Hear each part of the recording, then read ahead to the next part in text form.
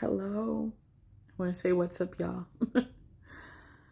I am leaving this video because I've spent the last couple of days trying to access words for words that felt like they should go out into the world about my friend, Andrea Gibson. And the truth is I've been very internal and insular in the last couple of days because I just needed to be with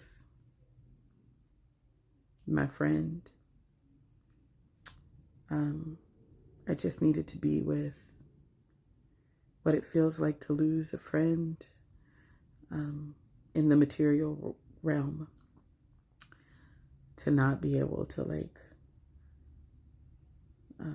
touch them. I met Andrea 21 years ago. As a matter of fact, the first week of August would be our 21-year anniversary. And I met them on a finals stage at the National Poetry Slam Championships in St. Louis, Missouri. And what I want you to know, and what they would want you to know, is I beat them. I beat them in the National Poetry Slam Championship, and they never, ever, ever let me forget it. And we laughed about it for 21 years. And we went on tour together in a group called Salt Lines with me and my lifey, Denise Jolly and Tara Hardy. And we traveled the entire country in 30 days. We did 32 shows all over the United States of America. And we learned so much about each other.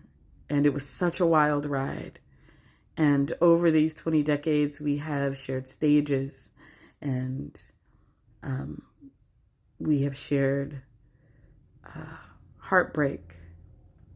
And Andrea Gibson once read a poem to my mother in her kitchen.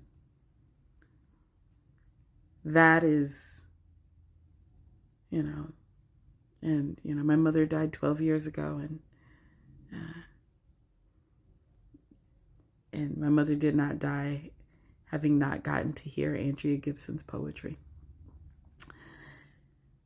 And part of the reason I think I struggled to find words is because so few people on the planet have words as divine as Andrea Gibson's. And what I know to be true of my friend is that they are a prophet. And I say that in the present tense because they created so much offering in the world, such that we don't ever have to walk without knowing what they might have thought about something. And not just what they thought about it, but what that experience or moment was trying to teach us at the level of soul.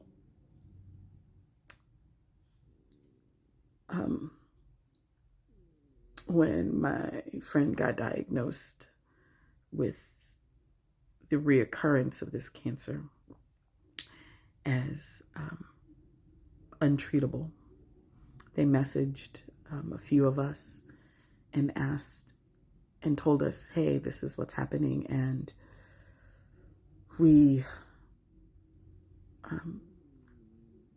and send me things that will cheer me up or bring me joy, but I want the people that I love to know.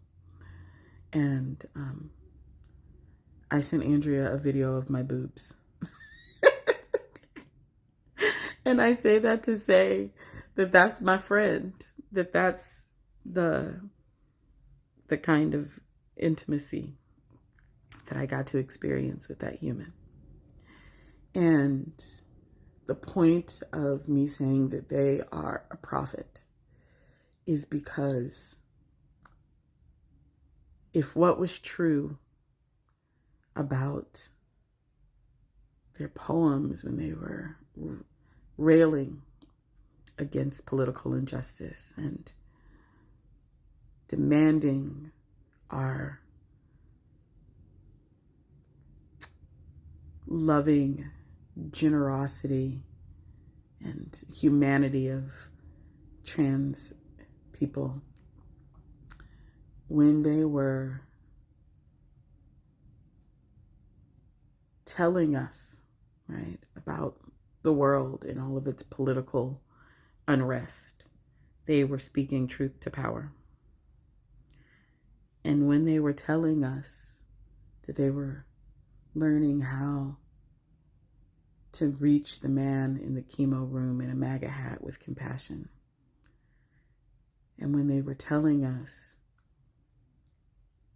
that in death they are closer to us than they could have ever been in life, and when they were telling us that everything but I love you is small talk,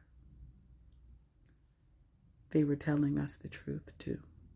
They were still speaking truth to power. And in this grief that hundreds of thousands of people around the world are feeling about their passing, what I want to offer is this amazing experience that I had the night of their transition and the couple days after. I was in ritual with a dear beloved of mine who does ancestral grief work and healing and is one of the humans who is helping institutions like museums reconcile the relationship with the remains of humans that they have in their collections. Museums have human bodies in their collections in the basements from the pillaging that has happened over the centuries.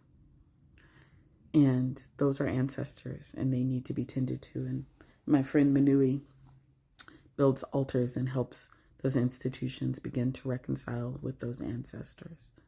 And on the night of Andrea's passing, Manui and I were in ritual, moving the energy, clearing, telling my friend that it was okay to go on to their eternal form.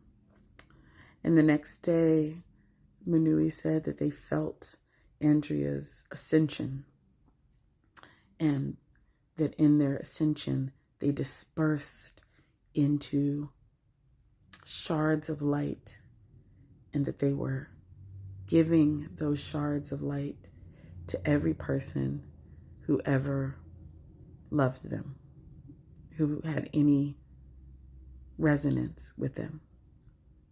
And then today I was looking at tributes and I came across a tribute of a woman who said that she woke up at 5 a.m. in bed with her 2 children and felt this overwhelming experience of utter joy and bliss and gratitude for laying in the bed with her 2 children.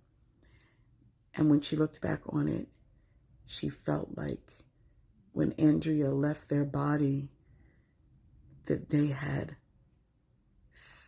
released fairy dust, that they were dropping on them in that moment. And that is who Andrea Gibson is. Someone so powerful that as they ascended to the next realm, they sprinkled us with the glitter of their love.